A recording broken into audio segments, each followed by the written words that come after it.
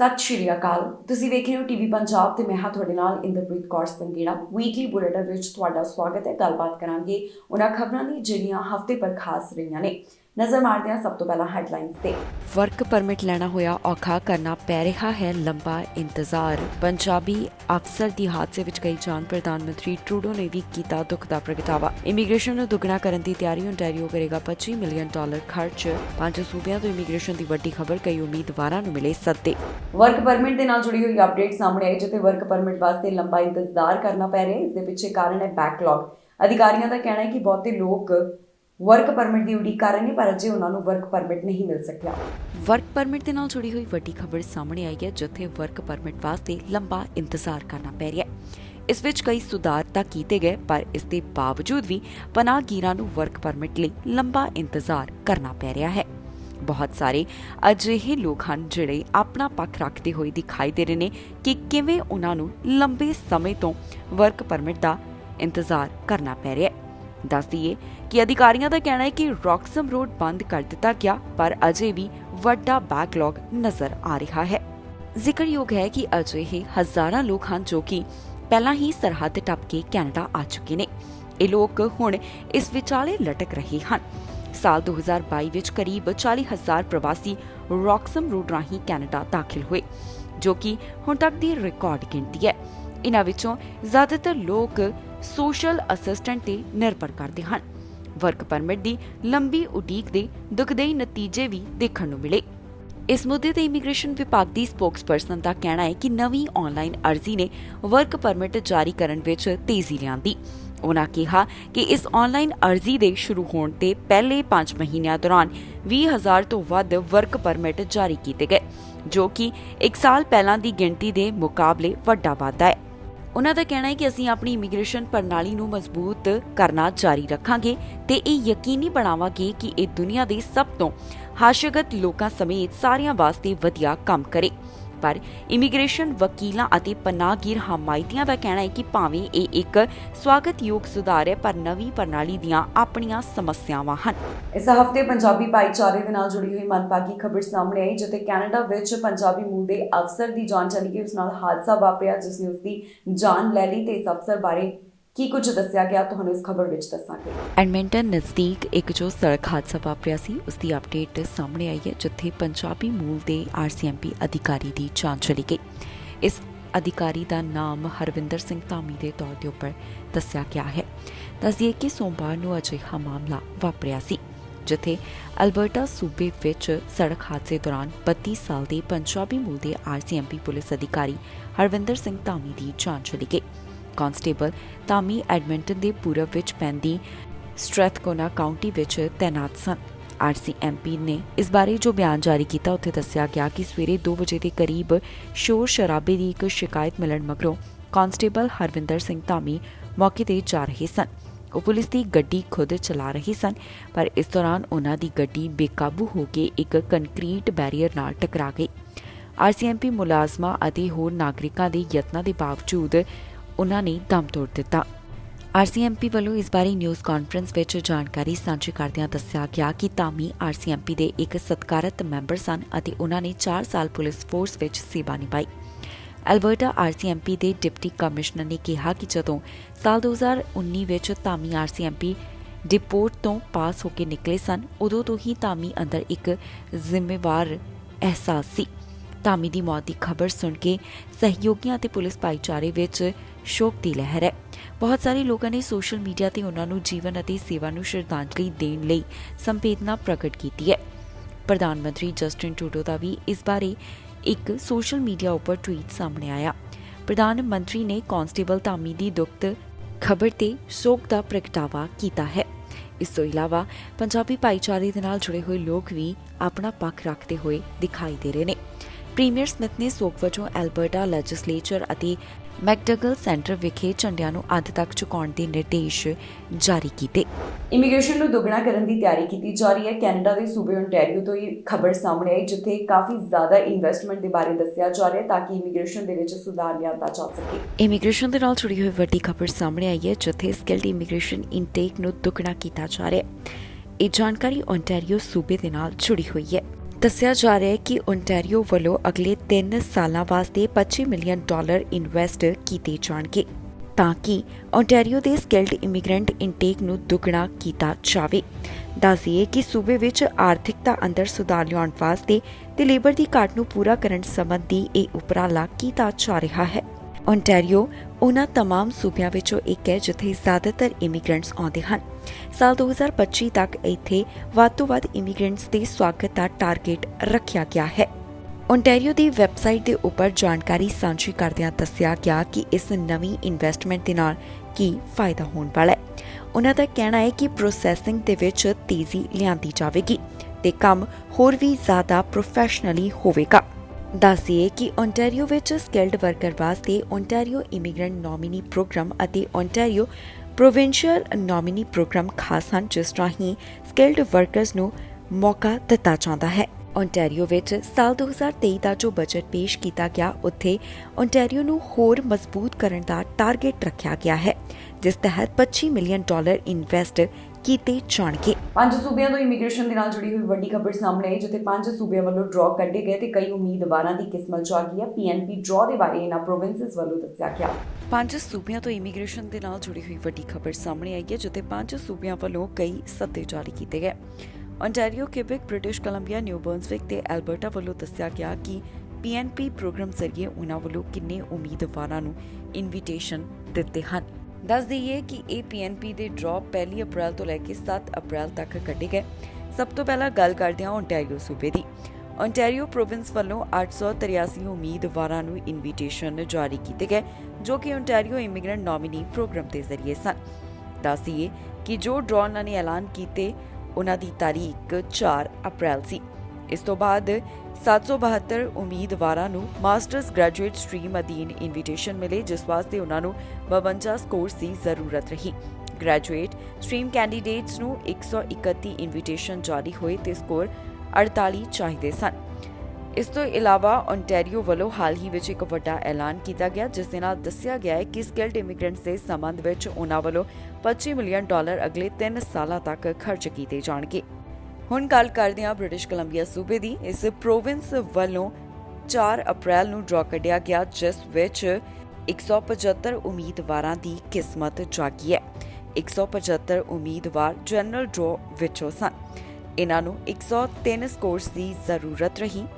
International graduate minimum CRS score 103 ਜ਼ਰੂਰੀ ਰਿਹਾ। ਇਸ ਤੋਂ ਇਲਾਵਾ ਸੂਬੇ ਨੇ ਕਿਹਾ ਕਿ 17 ਸੱਦੇ अर्ਲੀ ਚਾਈਲਡਹੁੱਡ ਐਜੂਕੇਟਰਸ ਤੇ ਅਸਿਸਟੈਂਟਸ ਨੂੰ ਮਿਲੇ, ਜਿਸ ਵਾਸਤੇ 60 ਅੰਕਾਂ ਦੀ ਜ਼ਰੂਰਤ।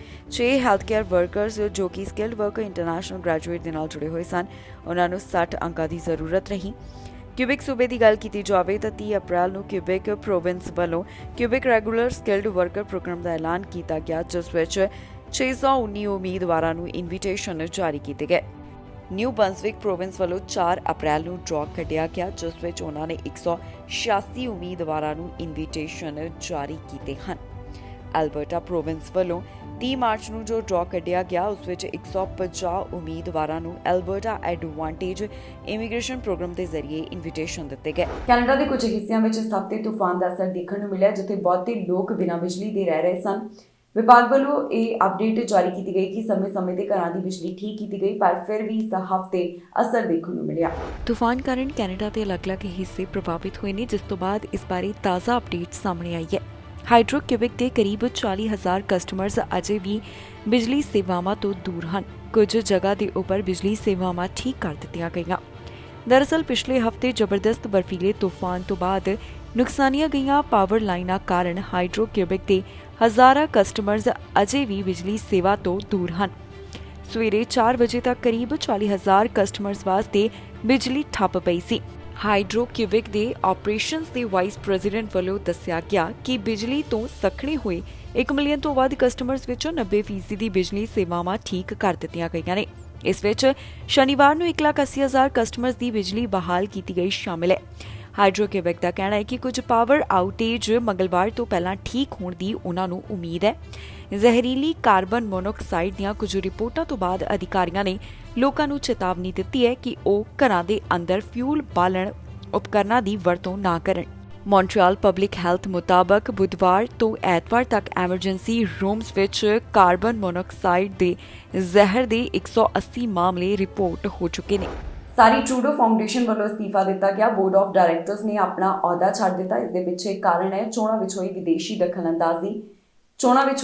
ਦਖਲਅੰਦਾਜ਼ੀ ਕਾਫੀ ਚਰਚਾ ਦਾ ਵਿਸ਼ਾ ਬਣੀ ਹੋਈ ਹੈ। ਵਿਦੇਸ਼ੀ ਦਖਲ ਦੇ ਵਿਵਾਦ ਦਰਮਿਆਨ ਟਰੂਡੋ ਫਾਊਂਡੇਸ਼ਨ ਦੇ ਪ੍ਰੈਜ਼ੀਡੈਂਟ ਅਤੇ ਸਮੁੱਚੇ ਬੋਰਡ ਵੱਲੋਂ ਅਸਤੀਫਾ ਦੇ ਦਿੱਤਾ ਗਿਆ। ਜੀ ਹਾਂ, ਪੀਅਰ ਐਲੀਅਟ ਟਰੂਡੋ ਫਾਊਂਡੇਸ਼ਨ ਦੇ ਪ੍ਰੈਜ਼ੀਡੈਂਟ ਅਤੇ ਸਾਰੇ ਬੋਰਡ ਆਫ ਡਾਇਰੈਕਟਰਸ ਨੇ ਅਸਤੀਫਾ ਦੇ ਦਿੱਤਾ ਹੈ। ਚੀਨ ਦੇ ਇੱਕ ਕਾਰੋਬਾਰੀ ਤੋਂ ਪ੍ਰਾਪਤ ਡੋਨੇਸ਼ਨ ਦੇ ਚੀਨ ਵੱਲੋਂ ਕਥਿਤ ਵਿਦੇਸ਼ੀ ਦਖਲ ਦੇ ਚੱਲ ਰਹੇ ਵਿਵਾਦ ਨਾਲ ਜੋੜੇ ਜਾਣ ਕਾਰਨ ਇਹ ਸਮੂਹਿਕ ਅਸਤੀਫੇ ਦਿੱਤੇ ਗਏ ਹਨ। ਇੱਕ ਬਿਆਨ ਵਿੱਚ ਫਾਊਂਡੇਸ਼ਨ ਨੇ ਕਿਹਾ ਕਿ ਸਾਲ 2016 ਵਿੱਚ ਚੀਨ ਸਰਕਾਰ ਨਾਲ ਜੁੜੇ ਇੱਕ ਕਾਰੋਬਾਰੀ ਵੱਲੋਂ $2 ਲੱਖ ਦੀ ਡੋਨੇਸ਼ਨ ਦਿੱਤੀ ਗਈ, ਜਿਸ ਨੇ ਫਾਊਂਡੇਸ਼ਨ ਦੀ ਮੈਨੇਜਮੈਂਟ ਅਤੇ ਬੋਰਡ ਆਫ ਡਾਇਰੈਕਟਰਸ ਅਤੇ ਨਾਲ ਹੀ ਸਟਾਫ ਤੇ ਕਮਿਊਨਿਟੀ ਤੇ ਬੇਹੱਦ ਬੋਝ ਪਾ ਦਿੱਤਾ। ਇਸ ਚੈਰਿਟੀ ਸੰਸਥਾ ਨੇ ਪਿਛਲੇ ਮਹੀਨੇ ਐਲਾਨ ਕੀਤਾ ਸੀ ਕਿ ਉਹ ਇਸ ਡੋਨੇਸ਼ਨ ਨੂੰ ਵਾਪਸ ਕਰ ਦੇਣਗੇ। ਕੰਜ਼ਰਵੇਟਿਵ ਨੇ ਇਸ ਮਾਮਲੇ ਤੇ ਸਰਕਾਰ ਦੀ ਆਲੋਚਨਾ ਕਰਦੇ ਹੋਏ ਕਿਹਾ ਕਿ ਇਸ ਡੋਨੇਸ਼ਨ ਨੇ ਸਾਲ 2021 ਦੀਆਂ ਫੈਡਰਲ ਚੋਣਾਂ ਦੀ ਅਖੰਡਤਾ ਬਾਰੇ ਇੱਕ ਸਰਕਾਰੀ ਰਿਪੋਰਟ ਨਾਲ ਸਮਝੌਤਾ ਕੀਤਾ ਤੇ ਰਿਪੋਰਟ ਬਾਰੇ ਬੇਇਤਬਾਰੀ ਪੈਦਾ ਹੁੰਦੀ ਹੈ।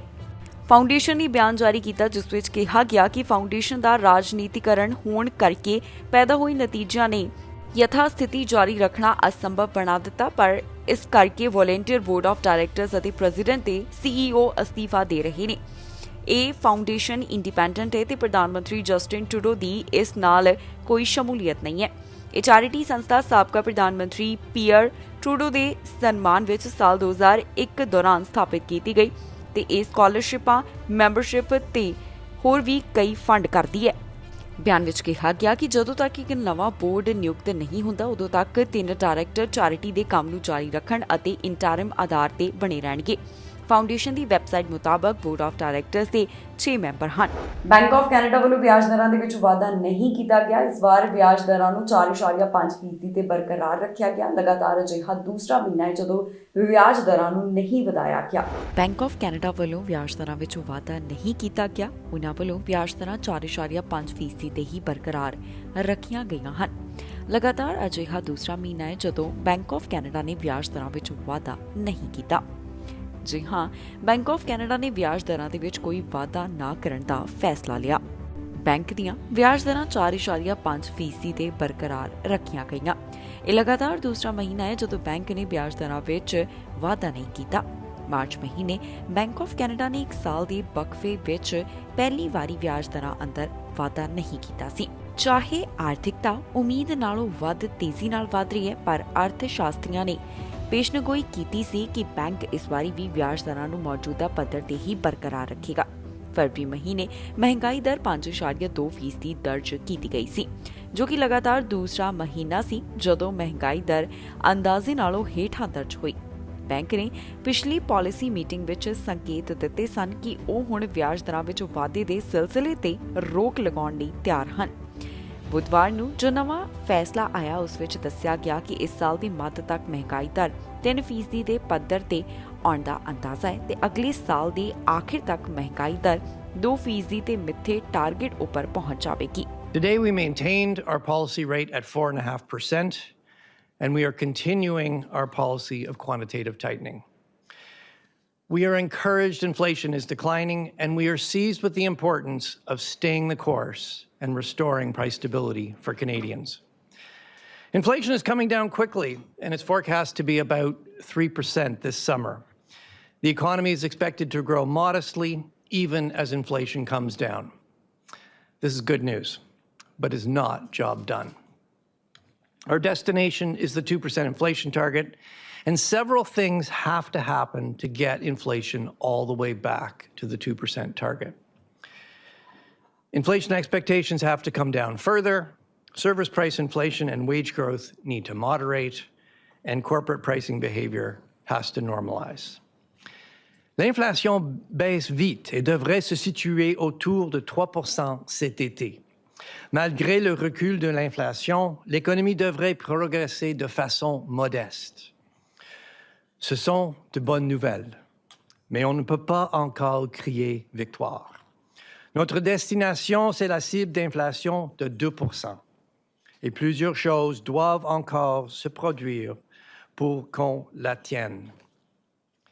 Il faut que les attentes d'inflation continuent de diminuer, que l'inflation des services et la croissance des salaires se modèrent et que la fixation des prix se normalise dans les entreprises. We're focused on these indicators and the evolution of core inflation to ensure that CPI inflation continues to progress toward the target. The work of monetary policy, the full impact of the policy rate increases we've undertaken so far, is not done. ਧੋਖੇ ਦੇ ਮਾਮਲੇ ਦੇ ਵਿੱਚ ਭਾਰਤੀ ਨੂੰ ਦੋਸ਼ੀ ਕਰਾਰ ਦਿੱਤਾ ਗਿਆ ਹੈ। ਉਸ ਵੱਲੋਂ ਜੋ ਫਰਾਡ ਕੀਤਾ ਗਿਆ ਉਸ ਬਾਰੇ ਇਸ ਹਫ਼ਤੇ ਖਬਰ ਸਾਹਮਣੇ ਆਈ ਹੈ। ਇਸ ਦੀ ਪਹਿਚਾਣ ਵੀ ਜਨਤਕ ਕੀਤੀ ਗਈ। ਫਿਲਹਾਲ ਅਦਾਲਤ ਵੱਲੋਂ ਅਜੇ ਸਜ਼ਾ ਸੁਣਾਈ ਜਾਣੀ ਬਾਕੀ ਹੈ। ਭਾਰਤੀ ਮੂਲ ਦੇ ਵਿਅਕਤੀ ਨੂੰ ਅਮਰੀਕਾ ਵਿੱਚ ਫਰਾਡ ਸਕੀਮ ਤਹਿਤ ਦੋਸ਼ੀ ਕਰਾਰ ਦਿੱਤਾ ਗਿਆ। ਇਹ ਮਾਮਲਾ ਅਮਰੀਕਾ ਦੇ ਸ਼ਿਕਾਗੋ ਦੇ ਨਾਲ ਜੁੜਿਆ ਹੋਇਆ ਹੈ, ਜਿੱਥੇ ਭਾਰਤੀ ਮੂਲ ਦੇ ਵਿਅਕਤੀ ਰਿਸ਼ੀ ਸ਼ਾਹ ਅਤੇ ਸ਼ਰਦਾ ਅਗਰਵਾਲ ਨੂੰ $1 ਬਿਲੀਅਨ ਦੀ ਕਾਰਪੋਰੇਟ ਫਰਾਡ ਸਕੀਮ ਤਹਿਤ ਦੋਸ਼ੀ ਪਾਇਆ ਗਿਆ। ਪੁਲਿਸ ਅਧਿਕਾਰੀਆਂ ਨੇ ਇਸ ਬਾਰੇ ਜਾਣਕਾਰੀ ਸਾਂਝੀ ਕੀਤੀ, ਜਿੱਥੇ ਦੱਸਿਆ ਗਿਆ ਕਿ ਆਊਟਕਮ ਹੈਲਥ ਦੇ ਸਹਿ ਸੰਸਥਾਪਕ ਅਤੇ ਸਾਬਕਾ CEO ਰਿਸ਼ੀ ਸ਼ਾਹ ਅਤੇ ਸਹਿ ਸੰਸਥਾਪਕ ਤੇ ਸਾਬਕਾ ਪ੍ਰਧਾਨ ਸ਼ਰਦਾ ਅਗਰਵਾਲ ਨੂੰ ਅਮਰੀਕਾ ਦੀ ਫੈਡਰਲ ਜਿਊਰੀ ਨੇ ਕੰਪਨੀ ਦੇ ਗਾਹਕਾਂ ਅਤੇ ਨਿਵੇਸ਼ਕਾਂ ਨੂੰ ਨਿਸ਼ਾਨਾ ਬਣਾਉਣ ਵਾਲੀ $1 ਬਿਲੀਅਨ ਦੀ ਫਰਾਡ ਸਕੀਮ ਚਲਾਉਣ ਦੇ ਤਹਿਤ ਦੋਸ਼ੀ ਠਹਿਰਾਇਆ ਤੇ ਹੁਣ ਆਉਣ ਵਾਲੇ ਸਮੇਂ ਦੌਰਾਨ ਸਜ਼ਾ ਦਾ ਐਲਾਨ ਕੀਤਾ ਜਾਵੇਗਾ। ਫਿਲਹਾਲ ਅਧਿਕਾਰੀਆਂ ਵੱਲੋਂ ਹੁਣ ਤੱਕ ਦੀ ਅਪਡੇਟ ਦੇ ਵਿੱਚ ਇਹਨਾਂ तमाम ਗੱਲਾਂ ਦਾ ਜ਼ਿਕਰ ਕੀਤਾ ਗਿਆ ਤੇ ਉਹਨਾਂ ਵੱਲੋਂ ਇਸ ਸੰਬੰਧੀ ਹੋਰ ਵੀ ਜਾਂਚ ਕੀਤੀ ਜਾ ਰਹੀ ਹੈ। ਅਦਾਲਤ ਵੱਲੋਂ ਸਜ਼ਾ ਸੰਬੰਧੀ ਅਜੇ ਐਲਾਨ ਕੀਤਾ ਜਾਣਾ ਬਾਕੀ ਹੈ।